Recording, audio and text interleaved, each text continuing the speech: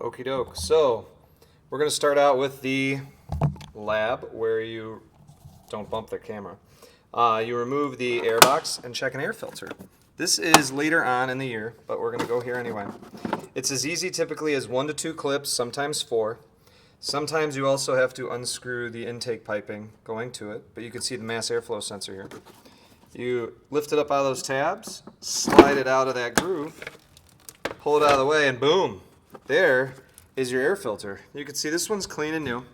If you hold it up to the light, if you could see any light through it, it's still good. This one I replaced probably a year ago. To return it in, that's usually the hardest part. Make sure it's facing the correct way. So pay attention when you take the old one apart. Put it back in, and then slide the housing in and push it down until it clips. And that is what Jiffy Lube charges you $45 or $60 to do when we literally just replaced a $7 air filter.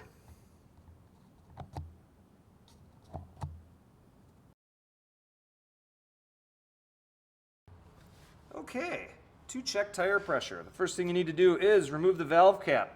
Don't lose it.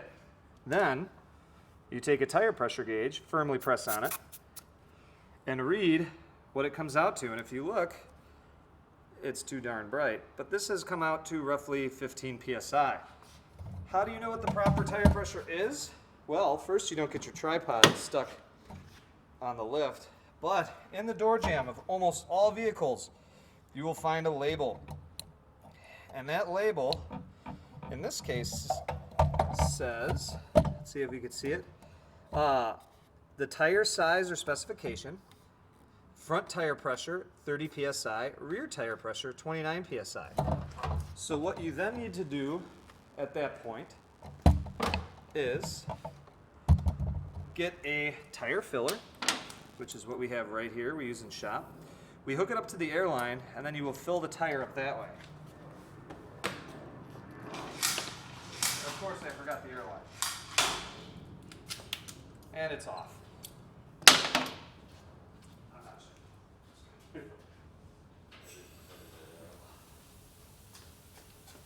Now that I'm prepared, you will squeeze this to have it shoot air. You will put this in and slowly begin to fill the tire. So hopefully on purpose I'm going to overfill the tire to show you what you need to do if that happens.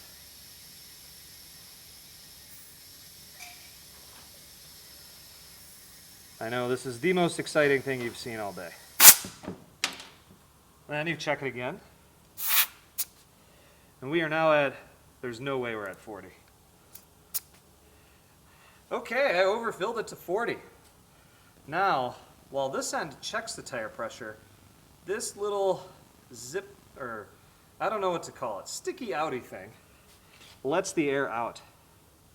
So that will release some of the overfilled air pressure. We are at 35 now.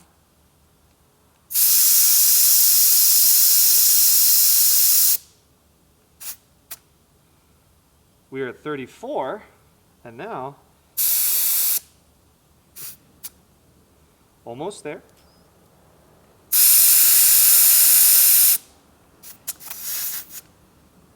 $31.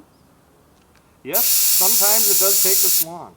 And 30 psi. And it is as simple as that. You have to go around to each of the 4 wheels, check the tire pressure, check the specification, and then fill each tire to spec.